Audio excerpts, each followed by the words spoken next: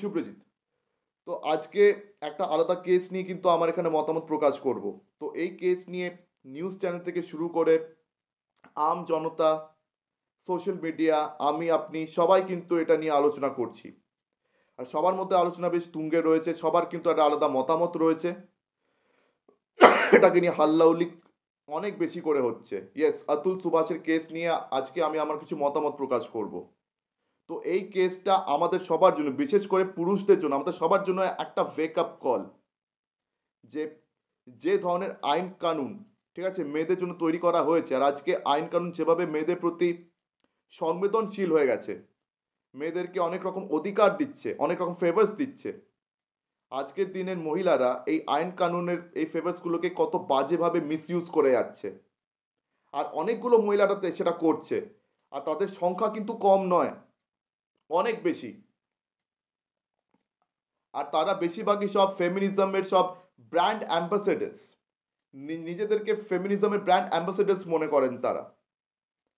তারা এটা ভুলে গেছেন যে ফেমিনিজম শব্দটা কেন আবিষ্কার করা হয়েছিল। মেরি উলস্টন ক্রাফট, ভার্জিনিয়া উলফ, এদের মতন মহিলারা ফেমিনিজম এই আলোড়নটাকে তারা সৃষ্টি কেন করেছিল, যাতে মহিলারা পুরুষ সমান অধিকার পায়। কেননা একটা সময় ছিল যখন মহিলাদেরকে বাড়িতে আটকে রাখা হতো, তাদেরকে কোনো রকম অধিকার দেওয়া হতো না, তাদেরকে পড়াশুনো করতে দেওয়া হতো না, তাদেরকে আরো অনেক রকম অধিকার কিন্তু দেওয়া হতো না, তাদেরকে প্রত্যেকটা অধিকার থেকে বঞ্চিত রাখা হয়েছিল অত বছর আগে। কিন্তু আজকের দিনে মহিলাদেরকে সমস্ত অধিকার দেওয়া হচ্ছে, তাদেরকে সব রকম ফেভার করা হচ্ছে। কিন্তু তারপরও তারা যেভাবে রাস্তায় চেঁচিয়ে বেড়াচ্ছে, যেভাবে ছেলেদেরকে তারা নাচিয়ে বেড়াচ্ছে, আর নিজেরাও যে নোংরা নাচগুলো করে যাচ্ছে এই ধরনের মহিলাগুলো, এদের কারণে আজকের দিনে আমাদের সমাজ নোংরা হয়ে গেছে। মানে আমাদের সমাজ কতটা নিচে নামতে পারে অতুল সুভাষের কেস থেকে এটা প্রমাণিত হয়ে যায়। আর এরকম কত অতুল সুভাষ আমাদের সবার মধ্যে রয়েছে, যারা আর কি আত্মহত্যার রাস্তা আগেই বেছে নিয়েছে, বা যারা এখনো ভুগছে, যারা সমস্ত রকম সেটেলমেন্ট কমপ্লিট করার পরেও নিজেদের সন্তানদের সঙ্গে তাদের আর কি মিটিং করানো হচ্ছে না, তারা নিজেদের সন্তানদের দেখতে পাচ্ছেন না। তাদের ডিভোর্সি স্ত্রীরা বিভিন্ন রকম বায়না দিয়ে সন্তানগুলোকে তাদের থেকে লুকিয়ে রেখে দিয়েছে। আর তার উপরে সেই স্ত্রীরা আরও এরকম 9টা 10টা করে কেসেস তারা চাপিয়ে যাচ্ছে এরকম পুরুষদের উপরে। অতুল সুভাষের উপরেও তার ডিভোর্সি স্ত্রী নিকিতা সিংহানিয়া ডিভোর্সের পরে 9টা উল্টো পাল্টা কেস চাপিয়ে দিয়েছে। তার তার মধ্যে ডাউরি কেস পড়ে, তার মধ্যে ডোমেস্টিক অ্যাবিউসের কেস পড়ে, রেপের কেস পড়ে, তারপরে ভায়োলেন্সের কেস, বিভিন্ন রকমের কেস চাপিয়ে চাপিয়ে তাকে একদম নাস্তানাবুদ করে দিয়েছিল, তার প্যান্টই খুলে নিয়েছিল। মানে এত বাজে তার অবস্থা করে দিয়েছে। তাকে প্রথমে বলা হয়েছিল 1 কোটির অ্যালিমনি দিতে, তারপরে যখন রাজি হলো না তো বলছে 1 কোটি থেকে সেটাকে বাড়িয়ে দিল 3 কোটিতে। 3 কোটি অ্যালিমনি দিতে হবে। ডিভোর্স ডিভোর্সের পরে তাকে 3 কোটি অ্যালিমনি চাই। তারপর তার ছেলের সঙ্গে দেখা করার জন্য মাসে 30 লাখ করে টাকা দিতে হবে, এই দিতে হবে, হ্যান দিতে হবে, ত্যান দিতে হবে। তারপরে জনপুরের একজন জাজ রয়েছেন, তো সেই জাজের নাম রীতা কৌশিক। তিনি সেটেলমেন্ট করাতে চাইছিলেন 5 লাখের ঘুষ নিয়ে। মানে ওই ছেলেটার মানে অতুল সুভাষের কাছ থেকে 5 লাখের ঘুষ নিয়ে রীতা কৌশিক এই কেসে সেটেলমেন্ট করানোর চেষ্টা করছিলেন। তো এই হচ্ছে আমাদের আইন কানুন। মেয়েদের প্রতি ঝুঁকে ঝুঁকে ছেলেদেরকে মানে কিচ্ছু মনেই করে না, মানে ছেলেদের উপরে যেভাবে চাইছে টর্চার করে যাচ্ছে, মেন্টালি ছেলেরা টর্চার্ড ফিল করছে। মানে মেয়েরা খালি বলে যে ওদের উপরে অত্যাচার হচ্ছে, কিন্তু আসলে ছেলেদের উপর অত্যাচারটা বেশি করে হচ্ছে, আর সেটা আজকের দিনেও সমাজ মানতে চায় না। আজকের দিনেও সমাজ একটা ছেলেকেই আগে দোষী সাব্যস্ত করে। একটা মেয়ে রাস্তায় যদি অন্ধের মতন চেঁচায় যে আমাকে এই হ্যান ছেলে ওই করেছে, ত্যান ছেলে ওই করেছে, তখন পুরো সমাজ কি করবে? ওই ছেলেটাকে ধরবে, সবার সামনে মারবে, পেটাবে, তারপর তার উপরে বিভিন্ন রকম নির্যাতন করবে, আর সেই ছেলেটাকে সুসাইডের পথে ঠেলে দেবে, তাকে পুলিশের জেলে পুরে দেবে, তার জীবনটাকে তৎক্ষণাৎ নষ্ট করে দেবে। কিন্তু এই সেম জিনিস যদি একটা ছেলে একটা মেয়ের সঙ্গে করে, তখন কি এই জিনিসটা হয়? তখন কি সেই মেয়েটাকে সমাজ দোষী সাব্যস্ত করার চেষ্টা করে? তা কিন্তু করে না। উল্টে আবার ওই ছেলেটাকেই খারাপ বলে। মানে দুদিকেই ছেলেটা ফাঁসবে, দুদিকেই ছেলেরা ফাঁসবে, কিন্তু মেয়েরা ড্যান্স করবে।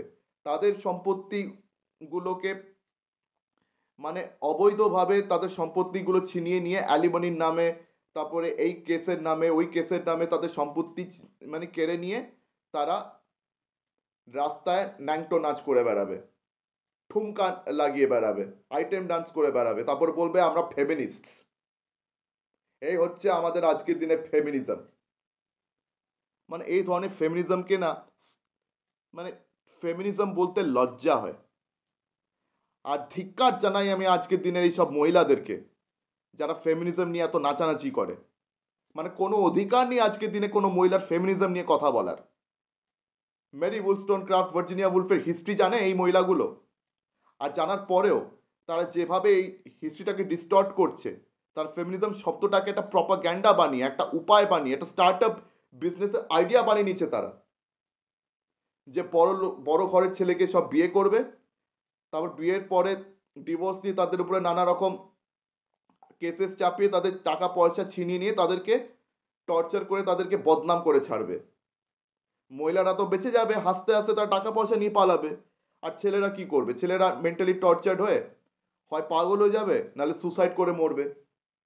যেমন আতুল সুভাষকে সুসাইড করতে হলো।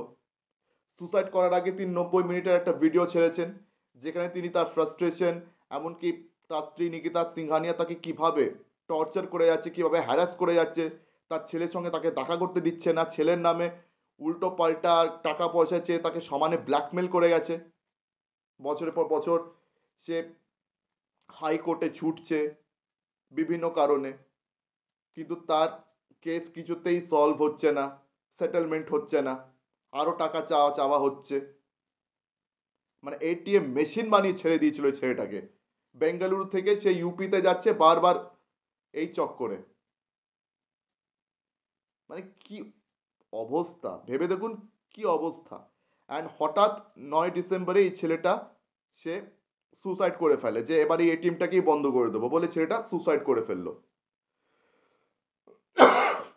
তবে কালকে একটা ভালো জিনিস আমরা দেখতে পেলাম, যে নিকিতা সিংহানিয়া, তার মা এবং এমনকি তার ভাই, তাদেরকে ইউপিতে গিয়ে বেঙ্গালুরু পুলিশ অ্যারেস্ট করেছে। তারা কিন্তু সেখানে পালিয়ে বসেছিল। গুড়গাঁওতে একটা পিজিতে নিকিতা সিংহানিয়া লুকিয়ে বসেছিল, তাকে সেখান থেকে অ্যারেস্ট করেছে। তার মা নিশা সিংহানিয়া, এমনকি তার ভাই, আর তারপরে তার আরেকজন আত্মীয় স্বজন তার পরিবারের, তাকে এখনো খুঁজে পায়নি, কিন্তু তার মা আর ভাইকে অ্যারেস্ট করে নিয়েছে আপাতত। অ্যারেস্ট করে নিয়ে তাদেরকে ব্যাঙ্গালোরে আনা হয়েছে। ব্যাঙ্গালোরে তাদেরকে অলরেডি হাইকোর্টে পেশ করে দিয়ে তাদেরকে রিমান্ডে রাখা হয়েছে, তাদেরকে কাস্টাডিতে রাখা হয়েছে, পুলিশ কাস্টাডিতে তারা এখন রয়েছে। তো এটা একটা ভালো খবর।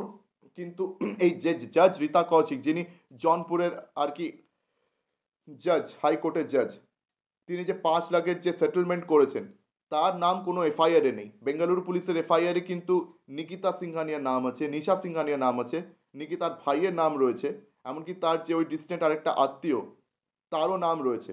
কিন্তু রীতা কৌশিকের নামটা নেই কেন? মানে এখন কি জাজদের উপরে কোনোদিন কোনো কেস হতে পারে না? তারা কি ভগবান? তারা মানুষ নয়? তারা ভুল করলে তাদের উপর কোনো কেস হতে পারে না? মানে এখনো justice is due. Atul Subhash নিজের বাড়িতেও কিন্তু একটা কাগজ এরকম লাগিয়ে রেখেছিল, জাস্টিস ইজ ডিউ। এমনকি তার ভাই, সেও কিন্তু মিডিয়ার সামনে এসে বলছে জাস্টিস ইজ ডিউ। এখনো জাস্টিস সত্যিকারের ডিউ রয়েছে, কেননা সবে ওরা অ্যারেস্টেড হয়েছে, কিন্তু এখনো ওরা পুরোপুরি শাস্তি পায়নি। মানে ওরা আগে কোর্টে গিয়ে দোষী সাব্যস্ত হবে, তারপরে আমরা মনে করতে পারবো যে জাস্টিস ইজ ডিউ। কিন্তু এখন সেখান থেকে যদি বেকসুর খালাস পেয়ে যায়, তাহলে কিচ্ছু বলার নেই। আমাদের আইন কানুন এতটাই কমজোর। অ্যান্ড দিনের পর দিন আমরা এরকম কেসেস প্রচুর শুনে যাচ্ছি, যে মানে এরকম so called brand ambassadors of feminism, তারা ছেলেদের পয়সা দৌলত দেখে বিয়ে করে যাচ্ছে। আর এইসব মেয়েদের কিন্তু চাকরি আছে, এমন না যে তারা কাজ বাজ করে না। মানে নিকিতা সিংহানিয়া, তারও কিন্তু একটা ভালো প্রাইভেট কোম্পানিতে চাকরি ছিল, সেও কিন্তু ভালো অঙ্কের স্যালারি পেত, কিন্তু তা সত্ত্বেও সে আতুল সুভাষের পয়সা খেয়ে তাকে মৃত্যুর মুখে ঠেলে দিয়েছে। তো এই মহিলাটা আর তার পুরো পরিবার যেন কঠিন শাস্তি পাক। আমি প্রত্যেকটা হাইকোর্টের কাছে, এমনকি এই দেশের সরকারের কাছে, প্রাইম মিনিস্টারের কাছে আমি আবেদন জানাচ্ছি, আমি রিকোয়েস্ট করছি যে নিকিতা সিংহানি আর তার পুরো ফ্যামিলি তারা যেন কঠিন শাস্তি পায়, তারা যেন ক্লিন চিট না পায় কোনো মতে, তারা যেন কঠিন শাস্তি পায়। এমনকি যে রীতা কৌশিক, যে জাজটা আর কি এই কেসে ইনভলভড আছে, তাকেও যেন সামিল করা হয়, তাকেও যেন কঠিন শাস্তি দেওয়া হয়। আর আমাদের প্রাইম মিনিস্টারের কাছে আমার আরেকটা আবেদন, এই যে আজকের দিনে মহিলাদের উপরে যে যতগুলো ফেভার্স রয়েছে, মানে আইন কানুনের নামে যতগুলো আর কি ফেভার্স রয়েছে, প্রত্যেকটা ফেভার্স যেন তাদের মাথার উপর থেকে যেন তৎক্ষণাৎ তুলে নেওয়া হয়, এক্ষুনি যেন তুলে নেওয়া হয়। বিকজ এই আইন কানুন, এই ল অ্যান্ড অর্ডার মেয়েদের উপরে যতগুলো ফেভার্স করছে, তাদের তাদেরকে বাঁচানোর জন্য, তাদের অধিকারকে রক্ষা করার জন্য এই ফেভার্সগুলো করা হচ্ছে। তো এই ল যে মহিলাদের জন্য তৈরি হয়েছে, এই সব লয়ের যেন এক্ষুনি অ্যামেন্ডমেন্ট আনা হোক। আর এই যতগুলো ফেভার্স মহিলাদের উপরে করা হচ্ছে, সেগুলোকে যেন এক্ষুনি তুলে নেওয়া হয়। কেন এইসব মহিলারা এইসব ফেভার্সগুলোর কিন্তু খুব বাজেভাবে মিসইউজ করে যাচ্ছে, আর তারা যা খুশি অ্যালিগেশনস লাগিয়ে যাচ্ছে। আর অনেক সময় কিন্তু এসব অ্যালিগেশনস কোর্টে প্রুভই হয় না, উল্টে ছেলেটাকে আরও সাফার করতে হয়। অ্যান্ড মেয়েরা হাসতে হাসতে তাদের টাকা পয়সা নিয়ে বাইরে ঠুমকা লাগিয়ে আইটেম ডান্স করতে থাকছে। ভাবুন, এইসব মেয়েরা, এইসব ফেমিনিস্টরা আইটেম ডান্স নিয়ে এত আপত্তি করে, কিন্তু তারা নিজেরা রাস্তায় যে আইটেম ডান্সগুলো করে যাচ্ছে, মানে একটা ছেলেকে, একটা নির্দোষ ছেলেকে দোষী সাব্যস্ত করিয়ে তারা যে আইটেম ডান্সগুলো করে যাচ্ছে তাদের পরিবারের মাথার উপরে, যে বারবার নেচে যাচ্ছে, সেটার বেলা লাজ শরমগুলো কোথায় যায়?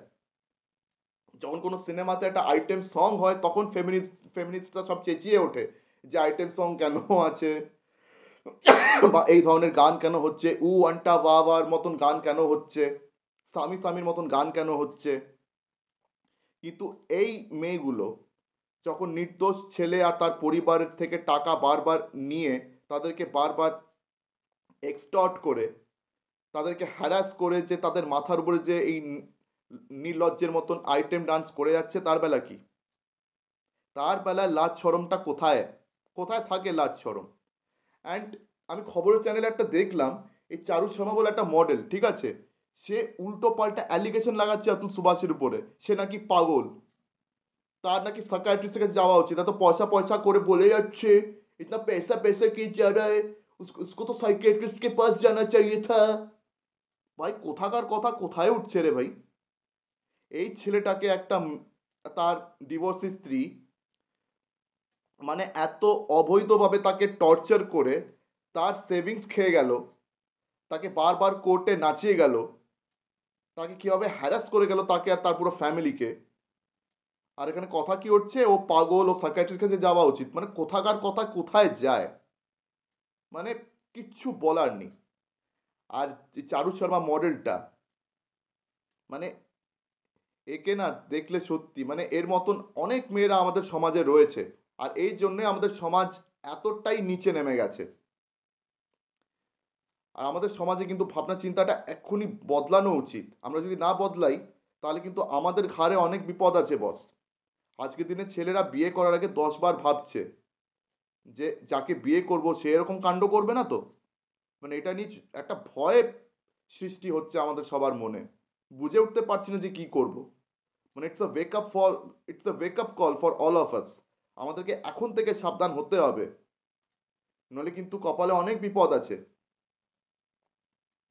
যেমন আমরা নির্ভয়া কেসকে আজকের দিনে একটা উদাহরণ হিসেবে ইউজ করি, যে মহিলাদের উপরে যে নির্মমভাবে যে রেপ করা হচ্ছে, এটাও যেমন অন্যায়, তেমন এইসব ছেলেগুলোকে হ্যারাস করা, টাকা পয়সা নিয়ে নিয়ে তাদেরকে বারবার টর্চার করা, এমনকি তাদেরকে ছেলে মেয়ের সঙ্গে দেখা করতে না দেওয়া, সেটার নামেও টাকা পয়সা নিয়ে তাদের সাথে এই ধরনের এক্সটর্শনে খেলা খেলে যাওয়া, এটাও কিন্তু ততটাই অন্যায় যতটা আজকের দিনে মেয়েদেরকে রেপ করা। আজকের দিনে মেয়েদেরকে রেপ করা যত বড় অন্যায়, আতুল সুভাষের কেসে যে কাণ্ডগুলো হলো, যে বিয়ের পরে মানে ছোটোখাটো কারণে ডিভোর্স করিয়ে তার 50% সম্পত্তির মালকিন হয়ে যাওয়া, তার থেকে বারবার টাকা চেয়ে তাকে হ্যারাস করা, তাকে এক্সটর্ট করে যাওয়া, এটাও কিন্তু তত বড় অন্যায়। আর এটার বিরুদ্ধেও আমাদের সবাইকে আওয়াজ তুলতে হবে। অ্যান্ড আমি আবেদন জানাচ্ছি আমাদের প্রাইম মিনিস্টারের কাছে, তিনি যেন এই কেসে হস্তক্ষেপ করেন আর তিনি যেন এই কেসটার একটা সুরাহা বার করেন। আর আজকের দিনে মেয়েদের উপরে আইন কানুন যতগুলো ফেভার্স সব করে রেখেছে, ওই সমস্ত ফেভার্স যেন এক্ষুনি উঠিয়ে নেওয়া হয়, যাতে এই মেয়েদের একটা চরম শিক্ষা হয়, এই মহিলা জাতির যেন একটা চরম শিক্ষা হয় যে এভাবে কাউকে এক্সটর্ট করার আগে কোনো এরকম, মানে কি বলবো, এরকম অবৈধ ফেভার্স নেওয়ার আগে তারা যেন 10 বার ভাবে।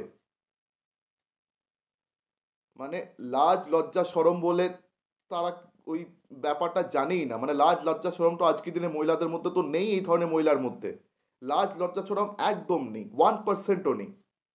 আর তারা মহিলাদের সম্মান নিয়ে কথা বলতে থাকে আর তারা ফেমিনিজমের মানে ওকালতি করতে থাকেন। এই হচ্ছে আমাদের সমাজ। মানে কতদিন আর এরকম চলবে? এগুলো এক্ষুনি বন্ধ হওয়া উচিত। মানে এর থেকে লজ্জার বিষয় কিছু হয় না।